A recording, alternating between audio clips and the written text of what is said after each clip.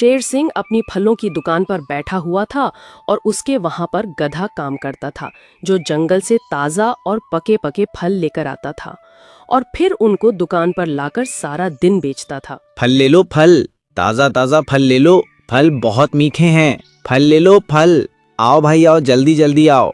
अरे ओ आलसी गधे, क्या तू आज कुछ खा पी कर नहीं आया है जो तेरे मुंह से आवाज नहीं निकल रही है? जरा अपने गले को और ज्यादा तेज फाड़ और ग्राहकों को जल्दी जल्दी बुला। अरे मालिक, मैं बहुत तेज तो बोल रहा हूँ, मेरी आवाज काफी दूर तक जा रही है। पता नहीं आपको यहाँ से यहाँ तक सुनाई कैसे नहीं दे रही है। अरे आलसी गधे के बच्चे, मालिक से बहस करना बंद कर और ग्राहकों को बुला।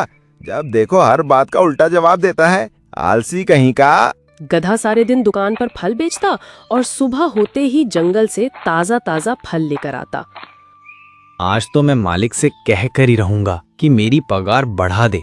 मैं सारा दिन इतनी मेहनत से फल लेकर आता हूँ और फिर उनको सारा दिन दुकान पर बेचता हूँ, फिर भी वो कंजूस शेर मेरा पगार नहीं बढ़ता।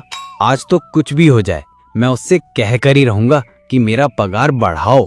और वह दुकान पर गया, उसने फलों को नीचे उतारा और शेर सिंह से बोला, महंगाई का जमाना है मालिक, इतने में गुजारा नहीं होता। अरे बस कर, तेरी ये पगार बढ़ाने वाली बात मैं हर रोज सुनता हूँ। सुनते सुनते मेरे कान पक गए हैं। कभी तो काम पर ध्यान दे लिया कर। जब देखो हर वक्त पगार बढ़ने को ही कहता है। तुझ जैसे अलसी को कौन काम देगा? ये तो मेरा शुक्र मना कि मैं तुझको काम पर रख रखा है, वरना मेरी जगह कोई और होता तो तुझको कब का निकाल चुका होता काम से। अरे मालिक, जब भी मैं पगार बढ़ाने की बात करता हूँ तो आप हर बार की तरह अपना ये लंबा चौड़ा भाषण सुना देते हो। अरे आजकल इतनी तनख्वाह में होता क्या है? या तो आप मेरी पगार बढ़ा दो या मैं आपकी दुकान को छोड़कर चला जाऊंगा। हाँ हाँ जाओ। और ये धमकी किसको दे रहे हो? तुम्हारे बगैर क्या मैं भूखा मर जाऊंगा? मेरे फलों की दुकान तब भी ऐसे ही चलेगी। और वह कंजूस मालिक उस मेहनती गधे को नौकरी से निकाल देता है। अरे लकी, तूने उस मालिक से झगड़ा करके ये क्या कर दिया? उसने तो तुझको नौकरी से निकाल दिया, अब तू क्या करेगा? अब तेरा परिवार क्या खाएगा? और लकी निराश होकर अपने घर लौटा। लकी को जल्दी आता देख उसकी बीवी ने लकी से सवाल किया, अजी आज तो आप बहुत जल्दी आ गए। आपके मलिक ने आपको इतनी जल्दी घर आने दिया या आपको कोई परेशानी हो गई तब आ गए? वैसे भी वो आपका मलिक तो इतना कंजूस है कि आपको परेशानी में भी आने नहीं देगा, फिर आप कैसे आए हो? मत पूछ सरला, कुछ भी। आज मालिक से मेरी लड़ाई हो गई पगार को लेकर। मैं सारा दिन इतनी मेहनत से काम करता हूँ। मैंने मालिक से कहा कि मेरी पगार बढ़ा दो, उन्होंने नहीं बढ़ाई तो मैंने खुद उनकी नौकरी को छोड़ दिया। ये तो आपने जल्दबाजी में बहुत बुरा फैसला ले लिया। अब हम अपने परिवार का पालन पोषण कैसे करेंगे? हाँ, मैं भी यही सोच रहा हूँ, पर मुझको ये बात तब समझ आई, तब मैंने मालिक की नौकरी को छोड़ दिया था। अब मैं क्या करूँ, मेरी कुछ समझ में नहीं आ रहा। अजी आप इतनी मेहनत से काम करते हो तो आप खुद ही अपनी एक फलों की दुकान लगा लो। हमको नौकर भी नहीं रखना पड़ेगा। आप सुबह फल लेकर आ जाना और सारा दिन उनको बेचना, इससे हमको अच्छा मुनाफा भी होगा। अरे वाह सरला, तुमने कितना भयानक सुझाव दिया है। ये बात तो मेरी बुद्धि में आई नहीं कि मैं इतना मेहनती हूँ और मैं अपनी दुकान खुद भी खोल सकता हूँ। अब मुझको किसी के यहाँ पर काम करने की जरूरत नहीं है, मैं खुद की दुकान लगाऊंगा। और जैसे ही सुबह हुई, गधा फल लेने के लिए चला जाता है और वह बहुत सारे फल लेकर आता है और अपनी एक अलग दुकान लगा लेता है। फल ले लो फल, ताजे ताजे फल, बहुत मीठे मीठे फल हैं, फल ले लो फल। अरे लकी भैया, जरा मुझको एक टोकरी फल तो देना। आज मेरे बच्चे फल खाने की जिद कर रहे हैं, कह रहे हैं कि घास खाते खाते मन भर गया है, कुछ मीठा खाने को लेकर आओ, इसलिए तुम्हारे ताजे ताजे फल लेने आई हूँ। जरा एक टोकरी देना तो। हाँ हाँ बकरी बहन, अभी मैं तुमको एक टोकरी फल देता हूँ और मैं तुमको 2-4 फल ज्यादा ही दूंगा क्योंकि तुम मेरी पहली ग्राहक हो। और बकरी लकी से फल लेकर चली जाती है। तभी वहां पर बल्लू आ जाता है। अरे लक्की भाई, ला आज कुछ फल ही खिला दे। बहुत देर से घूम रहा हूँ, खाने को मीठा शहद तो मिला ही नहीं, पर मैंने सोचा लक्की के फल किसी शहद से कम थोड़े हैं। ला जल्दी से मुझे फल दे, मुझको मीठे की भटभटी आ रही है। और भालू ने मीठे मीठे फल खाए और खाकर भालू का मन खुश हो गया। अरे वाह लक्की, तुम्हारे फल तो सच में शहद से भी मीठे हैं। भला इतने मीठे फल लाते कहाँ से हो? हमको तो नहीं मिलते। बस बल्लू भाई, दया है उस ईश्वर की, कहीं ना कहीं से ले ही आता हूँ। बहुत बड़ा जंगल है, कहीं ना कहीं मिल ही जाते हैं। अरे लक्की, पहले तुम उस शेर सिंह के वहां पर काम करते थे, वो दुकान तुमने क्यों छोड़ दी? कुछ नहीं भाई, बस उसने मेरी पगार नहीं बढ़ाई और मैंने अपनी दुकान अलग खोल ली। और कुछ भी कहो, आज मैं इस दुकान से अच्छा मुनाफा कमा रहा हूँ। अगर मैं उसके वहां काम करता तो इतना साल भर में भी नहीं कमा पाता जितना आज मैं महीने में कमा लेता हूँ। लकी की दुकान बहुत अच्छी चल रही थी, लेकिन दूसरी तरफ कंजूस शेर सिंह की दुकान पर एक भी ग्राहक नहीं था। वह बहुत ज्यादा दुखी हो गया था। अरे आज तो कमबख्त एक भी ग्राहक दिखाई नहीं दे रहा है। पता नहीं जानवरों ने फल खाने छोड़ दिए हैं क्या? अरे शेर सिंह, किसी भी जानवर ने फल खाने नहीं छोड़े हैं, बल्कि जानवरों ने तो फल खाने और ज्यादा कर दिए हैं। क्या फल खाने ज्यादा कर दिए हैं? लेकिन मेरी दुकान से तो कोई भी जानवर फल लेकर नहीं जाता, फिर वो फल कहाँ से लेकर खाते हैं? अरे शेर सिंह, तुमको नहीं पता क्या? तुम्हारे पुराने नौकर लक्की ने अपनी नई फलों की दुकान खोली है। बस सारे जानवर उसी से फल लेते हैं। कुछ भी कहो, बहुत मीठे फल होते हैं उसके। अरे तभी तो मैं सोचूं, कोई भी जानवर मेरे पास फल लेने क्यों नहीं आता? और शेर सिंह उस लकी की दुकान पर जाता है। और लकी, बताओ क्या हो रहा है? कैसी चल रही है तुम्हारी दुकान? लकी, तुम्हारे तो भाग खुल गए, लेकिन मेरे तो भाग फूट गए। तुम्हारे जाने के बाद मेरे फलों की दुकान पर एक भी ग्राहक नहीं आता। बेटा चल अपनी पुरानी वाली दुकान पर चल, मैं तेरी पगार भी बढ़ा दूंगा और तुझको आलसी भी नहीं कहूंगा। नहीं सेठ जी, अब मैं तुम्हारी उस पुरानी वाली दुकान पर नहीं जाऊंगा।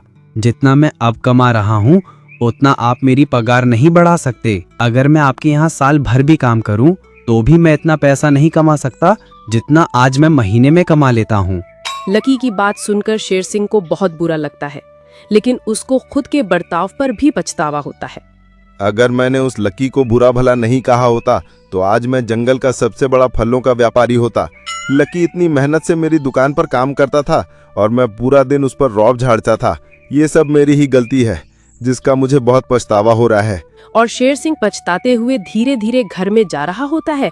शेर, भालू, बकरी, हाथी, ये सभी अपने अपने घरों में सो रहे थे। तभी उनके घरों के ऊपर से एक अजीब सी चीज निकल कर गई और वो जंगल के राजा शेर के घर के ऊपर रुक गई, जिससे बहुत तेज प्रकाश निकल रहा था और उसकी आवाज से शेर की नींद खुल गई। शेर की नींद खुलते ही वो अजीब सी चीज पल भर में वहां से गायब हो गई। अरे ये आवाज किसकी थी? जंगल में ऐसी आवाज तो पहले कभी नहीं सुनी। मुझे ऐसा प्रतीत क्यों हो रहा कि जैसे कोई मेरी झोंपड़ी पर अपनी निगरानी बनाए हुए हो। कुछ तो था मेरी झोंपड़ी के ऊपर जो पल भर में गायब हो गया। अब तो उसकी आवाज भी सुनाई नहीं दे रही है। और जैसे ही सुबह हुई तो बकरी जोर जोर से रो रही थी। अरे मैं तो लुट गई, मेरा सब कुछ चोरी हो गया। पता नहीं कौन था, मेरा सब कुछ लूट कर ले गया। मैं बड़ी मुश्किल से अपनी बड़ी बेटी की शादी के लिए धन इकट्ठा किया था, सब चला गया। हे भगवान, अब मेरी बेटी की शादी कैसे होगी? बिना धन के मेरी बेटी से कौन शादी करेगा? अरे क्या हो गया बकरी? तुम इतनी जोर जोर से क्यों रो रही हो? और तुम रोते हुए कह रही थी कि किसी ने तुम्हारी चोरी कर ली। हमारे कड़े अनुशासन के होते हुए ऐसा कौन सा चोर आ गया जिसने तुम्हारे धन को निकाल लिया? महाराज, मैं कई महीनों से धन इकट्ठा कर रही थी। पता नहीं रात में एक अजीब सी आवाज सुनी तो मैं बाहर निकलकर देखा और इतने में ही मैं अपनी झोपड़ी के अंदर गई तो मेरा सारा इकट्ठा किया धन चोरी हो गया। हाँ बकरी, तुम जिस आवाज के बारे में अभी बात कर रही हो, ऐसी आवाज कल रात मैंने भी सुनी थी। मुझे लग रहा था कि कोई मेरी झोंपड़ी के ऊपर से निकल कर गया हो। ये उस जंगल में पहली बार ऐसी चोरी हुई थी बिना किसी हलचल के। चलो बकरी, हम तो मिलकर बाकी के जानवरों को भी सचेत करते हैं, कहीं किसी और के यहाँ चोरी ना हो जाए आज रात को। और फिर वो दोनों बाकी जानवरों को सचेत करने के लिए चले जाते हैं। तुम सभी लोग मेरी बात को ध्यान से सुनो। कल रात को बकरी के घर में चोरी हो गई है और चोरी करने वाला इतना शातिर है कि पलक झपकते ही चोरी कर लेता है और किसी को महसूस भी नहीं होने देता। अरे आप ये कैसी बात कर रहे हो महाराज? भला आपके रहते हुए हमारे जंगल में चोरी कैसे हो सकती है? आपने तो चोरी को लेकर बहुत कड़े नियम बना रखे हैं, फिर चोरी कैसे हो गई? कौन था चोर? महाराज, पता नहीं कल रात मैंने एक अजीब सी आवाज सुनी थी और जैसे ही मैं नींद से जगा तो वो आवाज सुनाई देना बंद हो गई। महाराज, ऐसी चोरी तो हम पहली बार देख रहे हैं। ना तो किसी के भी घर का ताला टूटा और ना कोई कुत्ता भौंका और ना किसी ने उस चोर को आते जाते देखा। मुझे तो लगता है कोई ऊपर से उड़ के आया है। अरे मंटू भैया, तुम मजाक मत उड़ाओ। भला ऊपर से उड़कर भी कोई चोर चोरी करने के लिए आता है? कुछ तो गड़बड़ है। आज रात सभी पहरा देंगे। और जैसे ही रात होती है तो सभी जानवर पहरा दे रहे होते हैं। अरे एक हमारा जमाना था जब चोर खांसने की आवाज से ही डरकर भाग जाते थे। अब तो चोरों ने भी हद कर दी है, लालटेन के उजाले में भी नहीं भागते। अरे हाथी भाई, ये मॉडर्न जमाना है। इस जमाने के चोर बहुत शातिर हो गए हैं, जो हमारे और तुम्हारे जैसे बुजुर्गों के काबू में नहीं आएंगे। हंसी मजाक बंद करो और सब लोग पहरे पर ध्यान दो। और सब लोग अलग अलग पहरा देते हैं।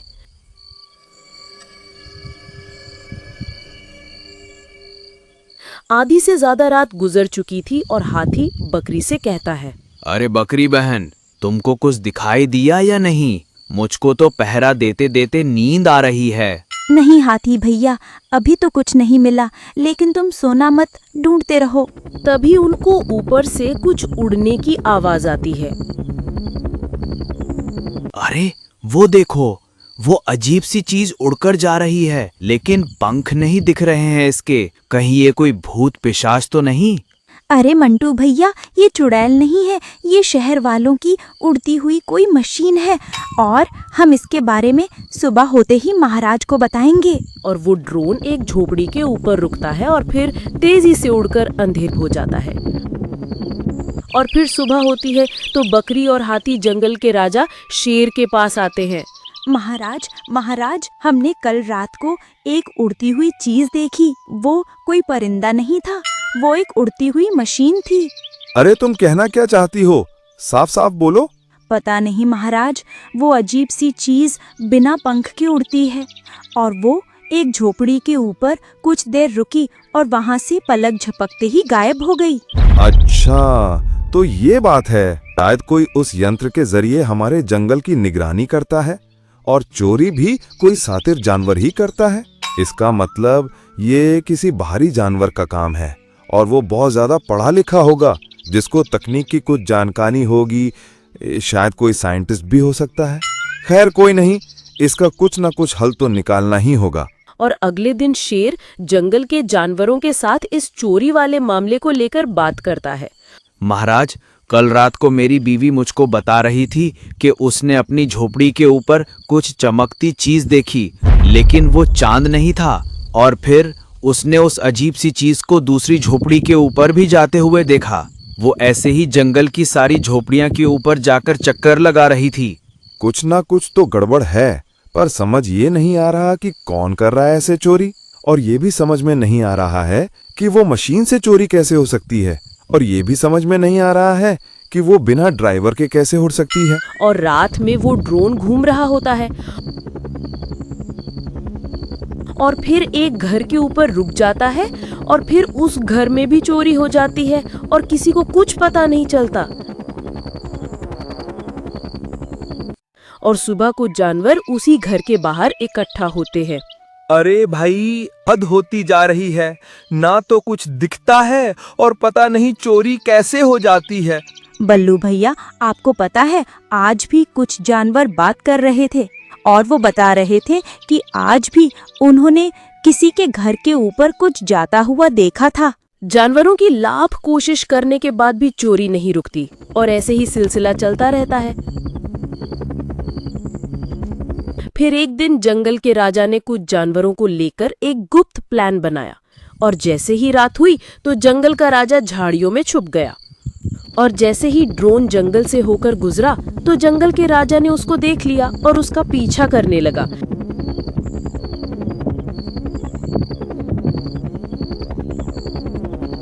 शेर को पीछा करते देख री और हाथी भी महाराज के पीछे चले जाते हैं और उस ड्रोन का पीछा करने लगते हैं।